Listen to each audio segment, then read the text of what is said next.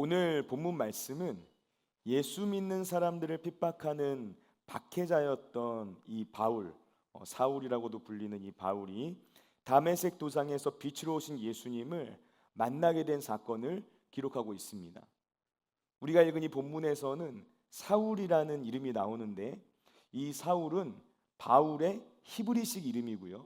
이 바울이라는 이름은 같은 사람인데 헬라식 이름이다, 이렇게 생각을 하시면 될 것 같아요. 그래서 사울과 바울 같은 인물, 동일 인물을 가르친다는 거, 이거를 생각해 주셨으면 좋겠습니다. 자, 이 바울은 기독교 신앙에 있어서 굉장히 큰 영향력을 가지고 있는 인물입니다. 바울의 영향력을 알 수 있는 가장 대표적인 예가 신약 성경이라고 말할 수가 있어요. 신약 성경 27권 중에서 이 편지의 형태로 된 서신서가 21개가 있는데, 그 중에서 바울의 이름으로 기록되어 있는 편지가 13개입니다. 신약 성경의 3분의 1 정도에 해당하는 분량, 그것을 넘어서는 그 분량이 바울이 쓴 편지라는 거예요. 그만큼 바울이 이해하고 있었던 예수 그리스도, 그리고 바울이 이해한 이 복음이 기독교 신앙이 형성되는 과정에 있어서 굉장히 큰 영향력을 끼쳤다라는 것이죠. 초대교회에서 이 바울이라는 인물이 가지고 있었던 중요성 때문인지 사도행전을 기록한 저자인 누가는 바울이 다메섹 도상에서 예수님을 만나고 회심한 사건을 사도행전 9장과 그리고 22장과 그리고 26장에 걸쳐서 세 차례나 기록을 해놓았습니다. 우리가 읽은 이 사도행전 9장에서는 이 역사적 사건 그 자체를 기록해 놨고요. 그리고 22장과 26장에서는 바울의 설교 속에 담겨져 있는 자기의 회심 사건을 설명한 내용을 고스란히 기록을 해 놨어요. 그 정도로 바울이 다메섹 도상에서 회심을 했던 사건, 이 사건은 너무나도 중요한 일이었구나 하는 것을 알 수가 있습니다. 바울은 원래 예수 믿는 사람들을 붙잡아서 감옥에 가두고 죽이는 일을 자기 인생의 가장 큰 사명이라고 생각하면서 살아갔던 인물입니다. 그것이 하나님을 기쁘게 하는 일이다라고 생각을 하면서 살아갔다는 거예요.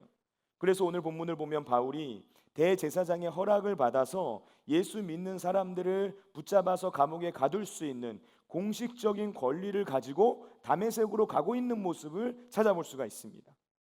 그런데 다메섹으로 가고 있었던 그 길 위에서 하늘로부터 강력한 빛이 비추이면서 예수님을 만나게 되고 그 바울이 회심을 하게 되었던 것이죠. 여러분, 바울이 회심한 이 장면을 보면은 굉장히 극적이고 그리고 굉장히 신비롭습니다. 우리 주변에서도 간혹 보면은 이런 비슷한 간증들을 하는 분들의 이야기를 듣게 될 때가 있어요. 똑같지는 않더라도 뭔가 비슷한, 신비한 이런 특별한 경험을 하면서 예수님을 영접하게 되는 경우들을 종종 보게 된다는 것이죠. 그런 간증이나 이야기를 듣게 되었을 때 사람들이 나에게도 저런 일들이 일어나면 좋겠다. 내가 저런 일들을 경험하게 되면 난 정말 예수 잘 믿을 것 같아.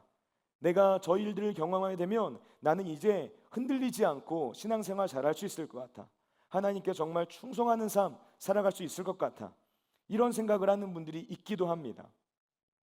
여러분, 이런 생각을 하는 분들의 마음속에는 내가 지금 예수님을 잘 믿지 못하고 주님을 잘 따르지 못하는 가장 큰 이유가 나에게 이런 놀라운 체험이 없기 때문이다 라고 생각하는 마음이 숨겨져 있다고도 볼 수 있을 것 같아요.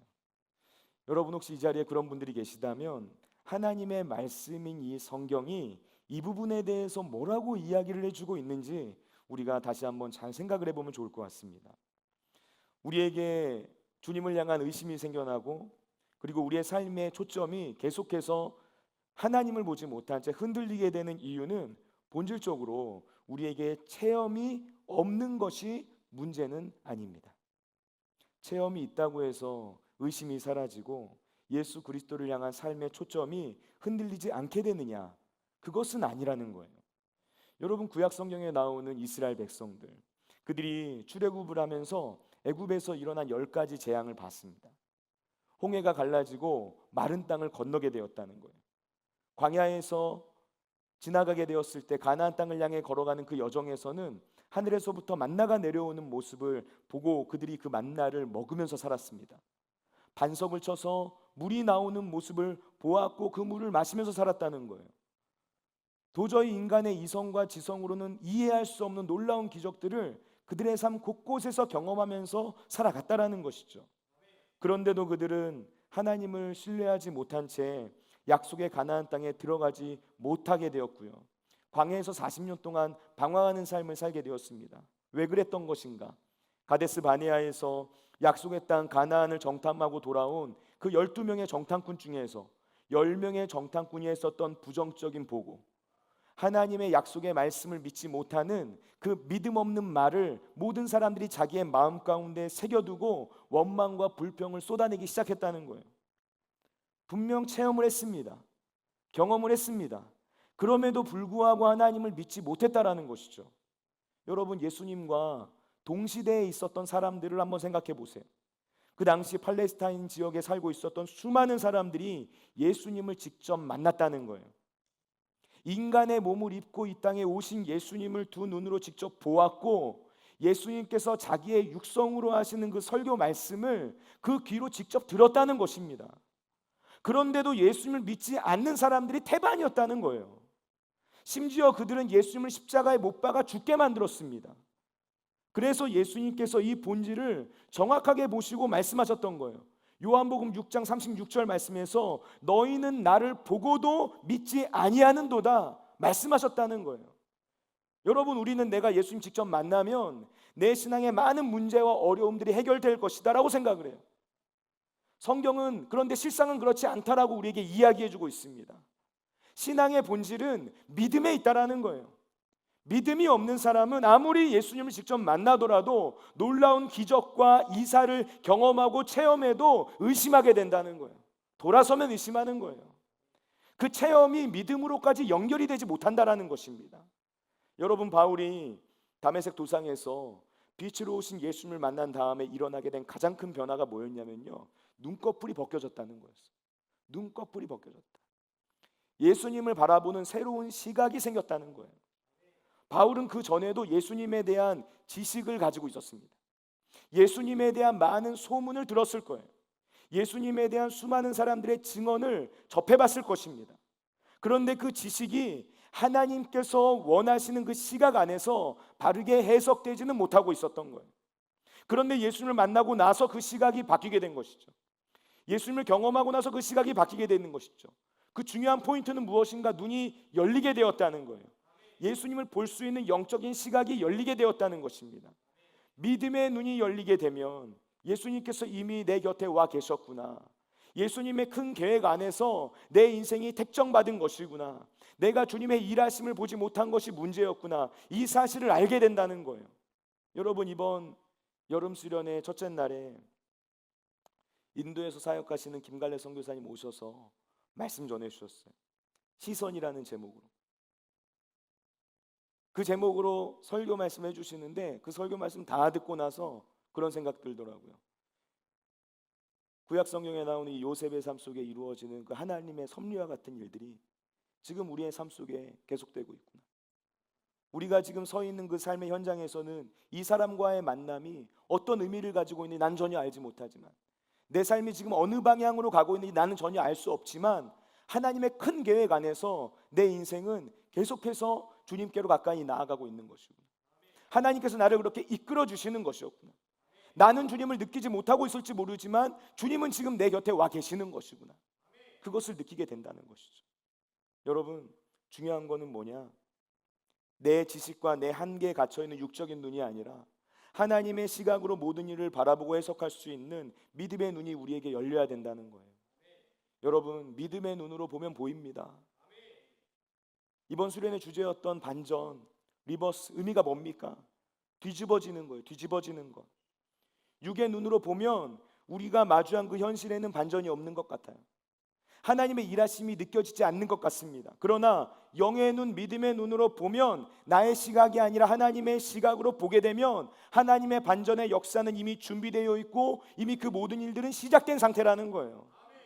여러분, 그런 맥락에서 우리가 바울의 인생 가운데 어떤 하나님의 반전이 일어났는가? 오늘은 이것을 한번 살펴보려고 해요. 바울의 인생 가운데 나타난 하나님의 반전. 첫 번째는 하나님께서 바울을 선택하셨다는 거예요. 하나님의 선택, 말로 형용할 수 없는 은혜이다. 오늘 본문에 나오는 바울이라는 사람 어떤 사람입니까? 바울 유대인입니다. 그런데 보통 유대인이 아닙니다. 태어난 지 8일 만에 할례를 받을 정도로 어려서부터 철저하게 율법 교육을 받으면서 자란 유대인이었어요. 자기 스스로 말하기를 나는 율법의 의로는 흠이 없는 사람이다라고 고백할 정도로 아주 엄격하게 유대교의 전통적인 질서를 중요시하는 유대인, 바리새인 중에 바리새인이다라고 말할 수 있을 정도의 그런 사람이었다라는 거예요. 바울의 학력 예사롭지 않습니다. 바울의 스승, 그 당대의 최고의 랍비라고 불렸던 가말리엘이라는 사람이었어요. 가말리엘. 거기에다가 어려서부터 헬레니즘의 교육을 받으면서 자란 로마의 시민권자이기도 했습니다. 그러니까 바울은 그 당시 유대 사회에 있는 모든 사람들을 샅샅이 뒤져보았을 때 가장 엘리트층에 속한 사람이다라고 볼 수 있는 인물이었다는 거예요. 그런데 이렇게 화려한 스펙을 가지고 있었던 바울을 사도행전을 기록한 누가는 이 바울의 다른 측면, 약간 다른 측면에 대해서 이 인물을 소개해주고 있어요. 바울의 인간적인 스펙을 주목해서 말을 해주는 것이 아니라 지금 바울이 어떤 행동을 하고 있는가, 바울이 지금 무엇을 하고 있는가, 여기에 포커스를 맞춰서 바울이라는 인물을 설명해주고 있다는 거예요. 우리 말씀 한번 읽어볼게요. 오늘 본문 1절과 2절 말씀입니다. 사도행전 9장 1절과 2절 말씀 우리 다 같이 읽습니다. 사울이 주의 제자들에 대하여 여전히 위협과 살기가 등등하여 대제사장에게 가서 다메섹 여러 회당에 가져갈 공문을 청하니 이는 만일 그 도를 따르는 사람을 만나면 남녀를 막론하고 결박하여 예루살렘으로 잡아오려 함이라. 아멘. 여러분, 지금 이 말씀에서 사울이 어떤 사람이라고 소개가 되고 있습니까? 스펙의 끝판왕이다라고 말하고 있나요? 그렇지 않습니다. 오늘 본문 1절과 2절, 지금 누가가 기록하고 있는 내용들 한 단어로 표현하면은 이 사울이란 인물, 이 바울은 반기독교 테러리스트라는 거예요. 기독교를 박해하는 사람이다. 예수 믿는 사람들을 핍박하는 사람이다. 이 이야기를 해주고 있는 것입니다. 1절 말씀에서 사울이 주의 제자들에 대하여 여전히 위협과 살기가 등등하다라고 이야기를 합니다. 지금 이 표현을 생각해 보세요. 사울이 누군가를 죽이는 일에 혈안이 되어 있다는 거예요. 종교적 광기에 사로잡혀서 예수 믿는 사람들을 잡아서 죽이는 일에 앞장서고 있었다라는 겁니다. 자기가 이렇게 이 일들을 해나가는 것이 하나님을 향한 충성이다라고 생각을 했다는 거예요. 그의 눈으로 보기에 예수 믿는 사람들은 이단처럼 보였다는 거예요. 그런 종교적 신념 안에서 폭력까지도 불사하면서 사람을 잡아서 죽이는 일을 서슴지 않고 했던 사람이 바로 이 바울이란 사람이었어요. 여러분, 바울은 하나님께 충성한다라는 이유로 예수 믿는 사람을 핍박하는 인물입니다. 이 사실이 우리에게 주는 교훈은 뭡니까? 우리의 복음이 종교로 변질되지 않도록 조심해야 된다는 것. 복음과 종교, 이 두 가지는 전혀 다른 것입니다. 이 둘을 잘 구분해야 합니다. 우리가 복음을 계속해서 붙들고 있으려고 애쓰고 수시로 내가 복음을 잘 붙들고 있는지 확인을 하지 않으면 나도 모르는 사이에 내가 붙잡고 있는 그 복음이 종교가 되어버릴 수 있어요. 난 하나님을 잘 섬긴다라고 생각하는데 그것이 아닐 수가 있다는 것입니다. 복음과 종교가 가지고 있는 가장 큰 차이점이 뭡니까?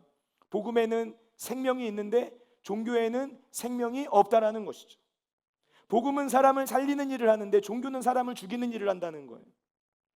복음이 종교로 변질되면 사람이 만든 시스템과 제도로 서로를 정죄하게 되고 판단하게 되고 쓸데없는 일들을 하는데 에너지를 소모하는 일들이 반복된다는 것이죠.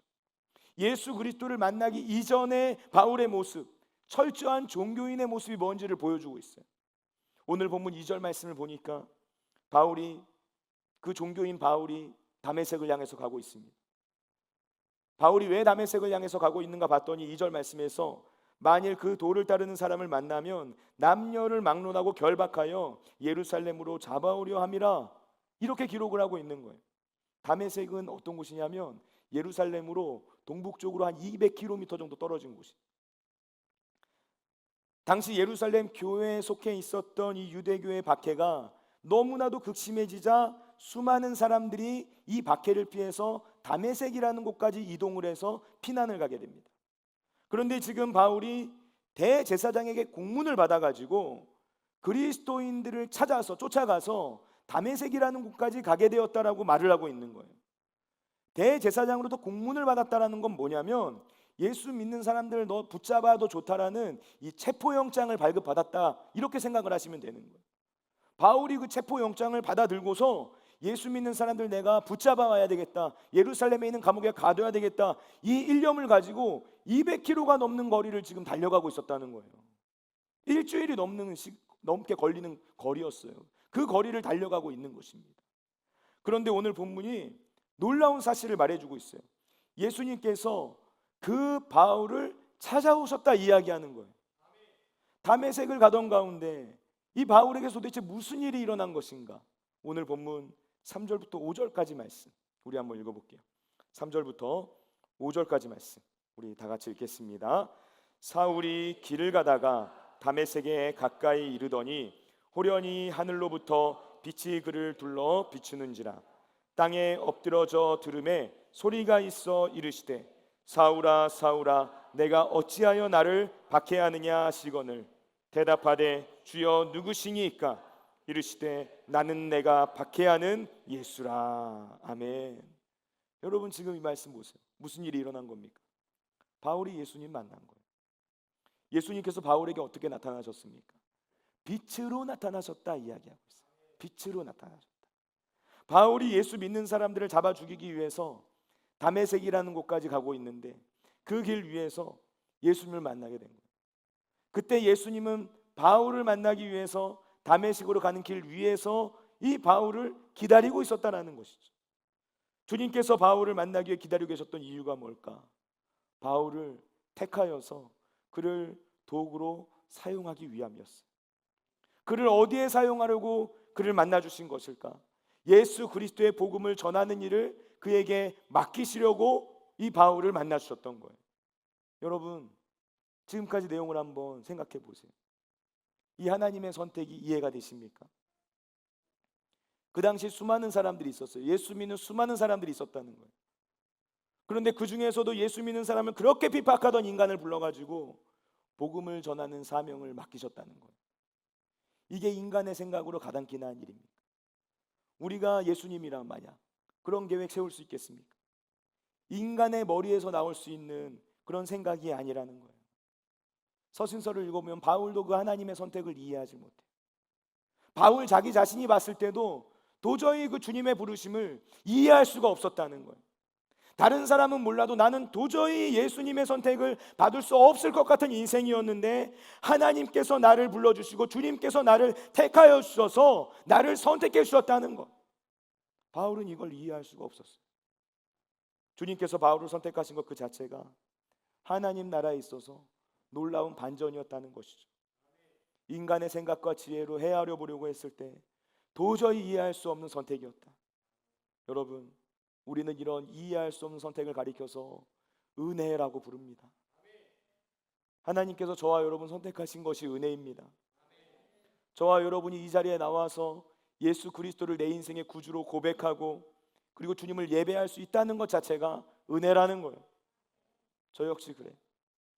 제가 조금씩 하나님 앞에 가까이 나가면 나갈수록 사역을 감당하면 할수록 하나님께서 도대체 왜 나를 선택하셨을까 이해를 할 수가 없습니다. 잘난 것 하나 없는데 하나님께서 나를 부르시고 나에게 예수 그리스도의 그 생명의 복음을 전할 수 있는 은혜를 허락하셨다는 것, 제가 이 자리에서 아무것도 보잘것없는 제가 하나님의 말씀을 대언하여 선포할 수 있다는 것 자체가 얼마나 큰 은혜인지 도저히 이해할 수가 없다는 거예요. 여러분 저와 여러분 모두가 바로 이 사실을 알아야 돼요. 여러분 바울은 그 누구보다도 이 사실을 깊이 깨달았습니다. 지금까지 바울은 이 세상 가운데서 빛이 없이 살아가는 사람이었어요. 예전에 바울은 자기가 의롭고 괜찮은 사람인 줄 알았어요. 나 이 정도면 괜찮은 사람이야. 세상에서 나보다 더 잘 나가는 사람 없어. 나보다 더 잘 살고 있는 사람 없어라고 생각했다는 거예요. 나보다 더 하나님 잘 믿는 사람 없어. 나보다 더 하나님 잘 섬기고 있는 사람 없어. 이렇게 생각하며 살아갔어요. 자기가 잘 살고 있는 줄 알았어요. 어둠 속에 살고 있으면서도 지금 내가 어둠 속에 있다라는 사실조차 깨닫지 못한 채 살아갔다는 거예요. 그런데 빛으로 오신 그 예수님을 만난 이후에 그의 인생이 달라지는 거예요. 빛이신 그 예수님을 만나면서 내 안에 숨겨져 있었던 어두웠던 부분들이 드러나는 거예요.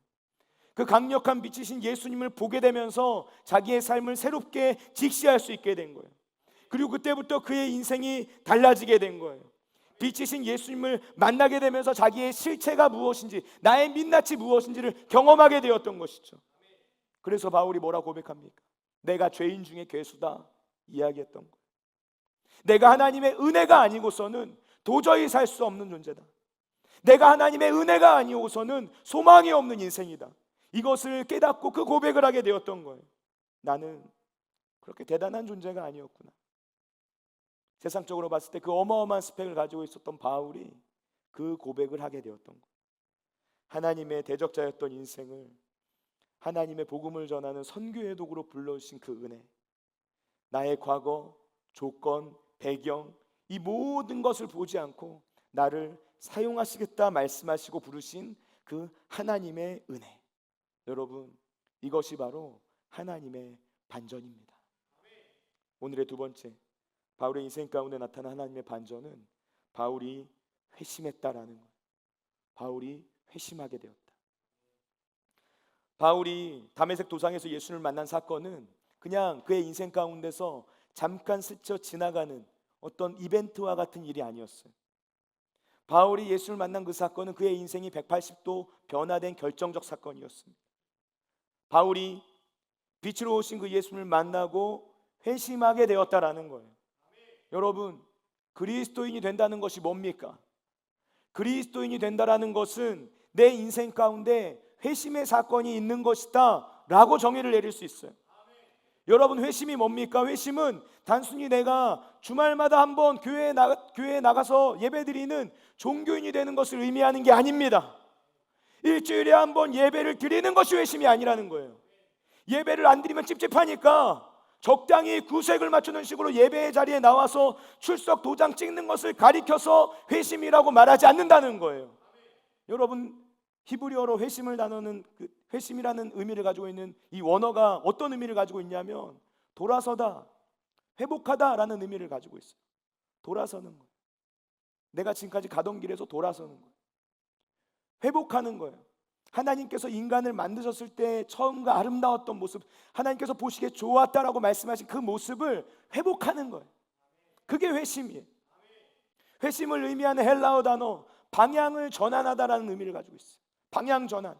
지금까지 내가 걸어왔었던 그 길이 있는데 지금 내가 걸어왔던 그 길로 계속해서 걸어가는 것이 아니라 이제 다른 길로 걸어가는 거예요.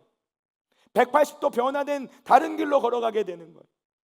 성경 전체가 말하고 있는 회심의 본질은 주인이 바뀌는 것을 의미해요. 내 안에 예수 그리스도께서 찾아오셔서 그분이 내 삶의 주인이 되는 거예요. 주인이 바뀐다라는 것은 내가 새로운 주인을 향하여서 내 마음을 돌이키게 되었다라는 것을 의미하는 말이에요. 내 마음을 어디로 돌이키는 것인가? 예전에는 세상에 속한 그 무언가가 내 인생의 주인이었어요. 그런데 이제는 예수 그리스도를, 내 안에 계시는 그 예수님을 내 인생의 주인으로 모셔드리는 삶으로 그 인생이 방향 전환이 된 것입니다. 내가 따르는 주인이 바뀌게 되면 생각과 가치관이 바뀌게 돼요. 내가 세상을 바라보는 관점이 바뀌게 되는 거예요. 세계관이 바뀌는 거예요. 생각과 그리고 가치관과 세계관이 바뀌게 되니까 자연스럽게 삶도 바뀌는 거예요. 말이 바뀝니다. 습관이 바뀝니다. 나의 구체적인 삶의 선택과 결정이 바뀌는 거예요. 결국 회심은 뭘 의미하는 것인가? 변화를 의미하는 거예요. 예수님을 만나기 이전과 그 이유가 전혀 달라지는, 너무나도 구체적이고 너무나도 실제적인 변화가 바로 회심이에요. 여러분, 이 회심의 경험은 사람마다 조금씩 다를 수 있어요. 모든 사람이 다 바울과 같이 이 똑같은 영적 체험을 하면서 회심을 하게 되는 것은 아니에요. 하나님께서는 우리를 아주 다양한 방식으로 부르세요. 어떤 압도적인 영적 체험을 할 수도 있지만 반면에 굉장히 차분하게 하나님을 만나게 되는 사람들도 보게 돼요. 하나님께서는 그 각 사람이 가지고 있는 기질과 그 성향에 따라서 그 사람에게 맞는 가장 좋은 방식으로 그들을 회심의 과정으로 인도해 주시는 것. 본질은 뭔가? 나에게 신비스러운 체험이 있느냐 없느냐 이 문제가 아니라는 거예요. 내가 교회를 몇 년 다녔고 내가 어떤 봉사하고 있고 내 직분이 무엇이고 뭐 이런 모든 종교적인 활동이 우리 신앙의 본질이 아니라는 거예요. 신앙의 본질이 뭔가? 회심이다. 나는 회심을 경험했는가 아닌가. 이것이 너무나 중요한 주제라는 것입니다. 가룟 유다를 생각해 보세요. 여러분, 가룟 유다는 예수님의 공생의 기간 동안 예수님의 제자라고 불렸던 인물이에요. 그러나 그는 결국 예수님을 팔아 넘겼습니다. 주님을 향한 그 믿음을 끝까지 고백하지 못했다는 거예요. 믿음의 경주를 분명 달리는 것처럼 보였는데 완주하지는 못했던 거예요. 그가 왜 완주하지 못했던 것일까? 전적인 회심이 없었기 때문에. 급진적인 삶의 방향 전환, 레디컬한 삶의 방향 전환이 없었기 때문에. 그래서 겉으로 보면 예수님을 따라다니는 것 같으니까 세상에서 봤을 때 사람들로부터 너는 예수님의 제자야 라고 불릴 수는 있었다는 거예요. 그러나 하나님의 자녀는 아니었다는 거예요. 진짜 하나님의 자녀는 아니었던 거예요. 왜? 회심이 없었기 때문에. 성경에는 하나님을 믿는 것 같았지만 그렇지 못했던 사람들에 대한 기록이 생각보다 많습니다. 예수님을 따르는 것 같았지만 실상은 그분을 따르는 것이 아니었던 사람들이 나온다는 거예요. 제가 구매한 저희 집에 있는 책들 중에 제목에 이끌려서 산 책이 한 권 있었어요. 뭐냐면 유사 그리스도인이라는 책이에요. 유사 그리스도인. 여러분, 이 책 제목부터가 의미심장하지 않습니까? 유사 그리스도인. 그리스도인이 될 뻔했지만 회심이 없는 사람이 바로 유사 그리스도인. 그리스도인처럼 보이는데 아니라는 거예요. 진짜 같아 보이는데 사실은 진짜가 아니라는 거예요. 예수님께서 하신 말씀처럼 알곡처럼 보였는데 마지막 때 가보니까 가라지였다는 거예요. 여러분, 우리 삶에 변화가 있는가? 이것을 눈여겨보셔야 돼요. 내 삶의 방향이 바뀌었는가? 이것을 보셔야 돼요. 바울이란 사람 보시길 바랍니다. 예수를 만난 다음에 바울의 삶은 아주 급진적으로 바뀝니다. 레디컬하게 바뀝니다. 너무나도 확실하게 변화됩니다. 인생의 대전환이 일어난 거예요. 예수 그리스도를 대적하던 사람이었는데 예수 그리스도께 완전히 무릎을 꿇고 그 예수 그리스도의 뜻에 전적으로 따르는 그런 인생으로 변화되었다는 거예요. 예수를 만난 제자들도 그랬어요. 그들이 예수를 만나니까 어떻게 변화됩니까? 인생이 바뀝니다. 삶의 방향이 변화됩니다. 그의 인생 가운데 주님을 따르고자 하는 분명한 목표와 방향성이 생겼다는 거예요. 성령 받고 난 제자들은 그 예수님에 대한 온전한 지식을 가지게 되고 그래서 예수를 믿기 이전과 이후의 삶이 완전히 변화되는 그런 놀라운 삶을 살아가게 되었다는 것이죠. 지금은 소천하신 온누리교회 하영조 목사님이 이런 말씀을 하신 적이 있어요. 설교 때 제가 그대로 가져와서 한번 들어보세요. 사람은 누구를 만나느냐가 인생을 결정합니다. 어떤 나라에서 태어났느냐로 조국이 결정됩니다. 어떤 부모를 만났느냐로 그의 인격과 성품이 결정됩니다. 어떤 배우자를 만났느냐가 그 사람의 가정을 결정합니다. 어떤 신을 만났느냐가 그 사람의 영혼을 결정합니다. 특별히 예수 그리스도를 만나느냐 만나지 못했느냐는 우리 생에 있어서 아주 중요한 분기점을 이룹니다. 예수님을 만났느냐 만나지 못했느냐, 그것이 우리 인생의 분기점이 된다는 거예요. 바울이 그랬어요. 바울이 다메섹 도상에서 예수를 만난 그 사건이 그의 인생의 분기점이 된 거예요. 예수님께서 바울을 찾아오시니까 그 인생이 변화된 거예요. 여러분, 우리의 삶 가운데 일어나는 이런 반전의 은혜는 갑작스럽게 찾아오는 거예요. 오늘 3절 말씀을 보면 호련이라는 단어가 나와요. 예수 믿는 사람들을 핍박하려고 다메섹으로 가고 있었던 그 바울에게 호련히 빛이 임하였다 말하는 거예요. 원어적으로 갑자기 뜻밖의라는 의미를 가지고 있어요. 내가 전혀 예상하지 못했던 뜻밖의 순간, 느닷없이 갑자기 그렇게 주님께서 찾아오시는 거예요. 여러분, 변화는 내가 예상하지 못한 시간과 상황과 장소에서 찾아오는 거예요. 하나님의 반전의 은혜는 갑자기 느닷없이 찾아오는 거예요. 사도행전 2장 말씀, 우리 수련회 때 둘째 날 함께 은혜 나눴던 그 말씀 보시면 오순절날 마가의 다락방에 성령님 임하셨잖아요. 그런데 성경이 오순절날 성령께서 임하시는 그 장면을 설명하면서 그때 성령님이 호련히 임하셨다라고 말하고 있어요. 성령님의 임재가 갑자기 나타났다.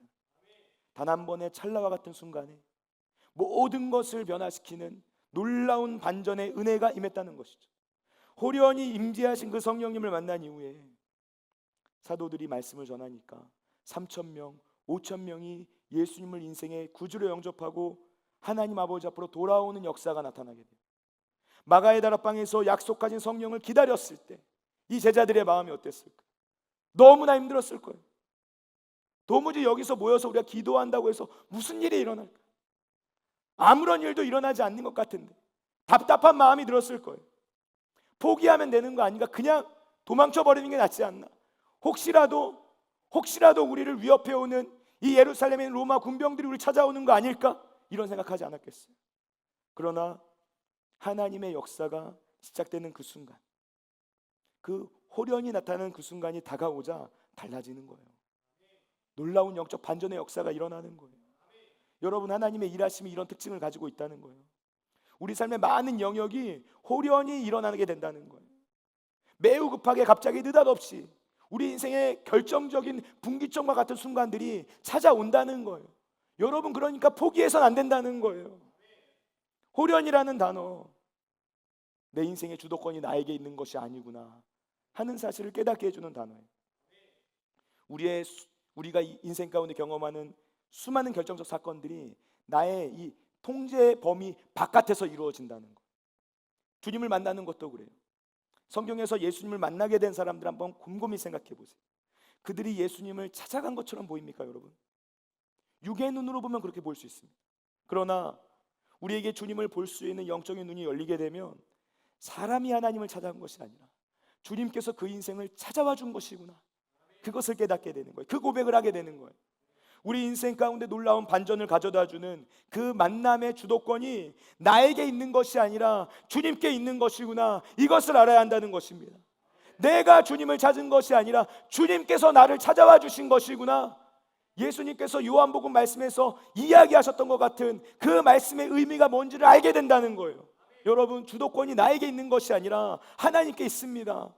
나의 때를 고집하면 안 되는 이유가 바로 여기에 있는 거예요. 하나님의 때가 있는 거예요. 우리는 하나님의 때를 기다리고 하나님의 때를 기대하고 하나님의 때를 갈망해야 돼요.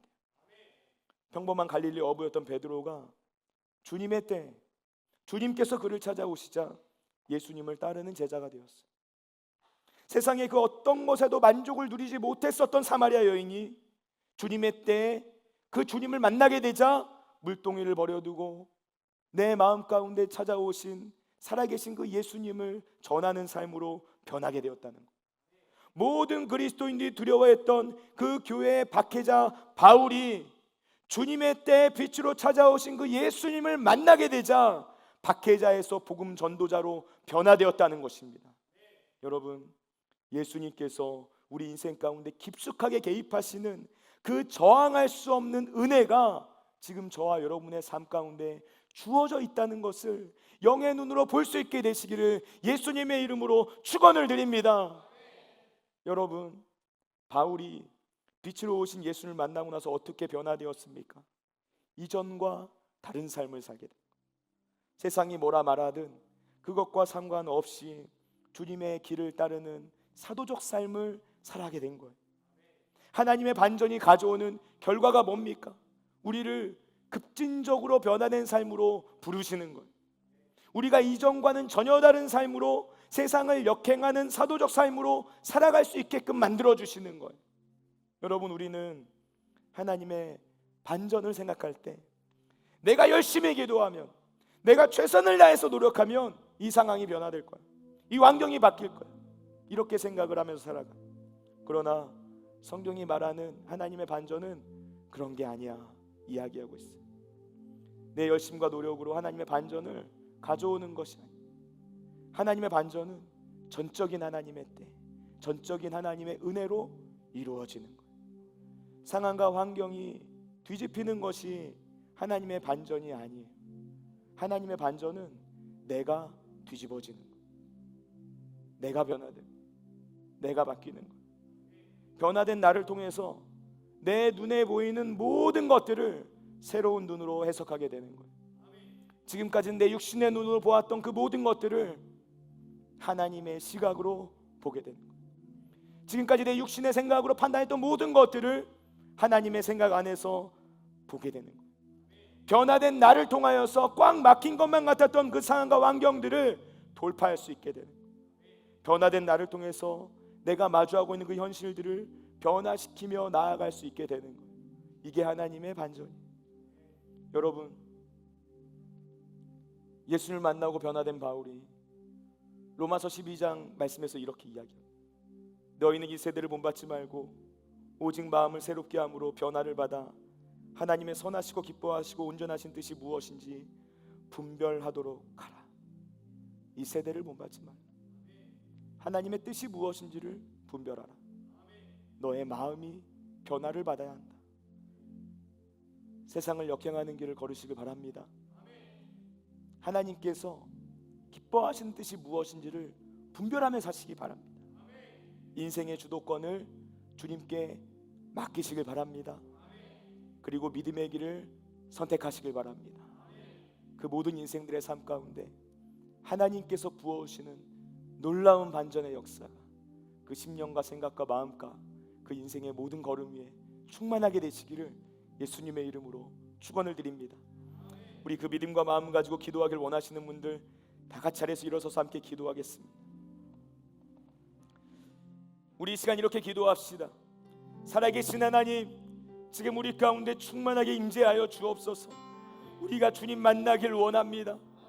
호련히 임하시는 주님, 주님의 때 하나님의 타이밍에 주님을 만나 변화되는 인생들이 되도록 성령님 우리를 붙잡아 주옵소서. 우리 인생이 예수 그리스도 안에서 확정되고 확정된 줄로 믿사오니 그 예수님을 우리 인생의 주인으로 모셔드리고 살아갈 수 있는 저희들 모두가 되도록 인도하여 주옵소서. 우리 다 같이 그 믿음과 마음 가지고 주님 세워 부르고 통성으로 기도합니다. 주여.